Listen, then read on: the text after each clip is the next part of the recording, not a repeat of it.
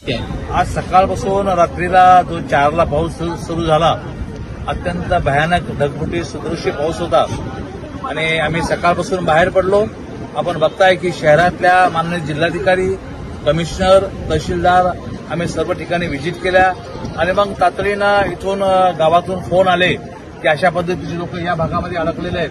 तिथं आपण बघतोय की तो बंधारा आहे, बंधाराच्या वरती 14 लोक त्या ठिकाणी अडकलेले आहेत आणि 14 लोकांना काढण्यासाठी मग आम्ही त्या ठिकाणी रेस्क्यू टीम पाठवलेल्या आहेत आणि आता सुदैवाने 6 कुटुंबापर्यंत आमच्या बोटी पोहोचलेल्या आहेत. आता सातपुते कुटुंब आहेत, या सातपुते कुटुंबाला कलेक्ट करतील आणि सुखरूप त्यांना आम्ही बाहेर काढू.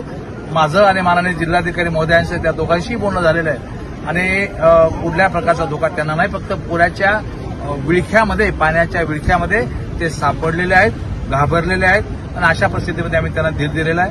घाबरू नका, यंत्रणा तुमच्यापर्यंत आलेली आहे. तर मला असं वाटतं की हे रेस्क्यू आता थोड्या वेळात होऊन जाईल.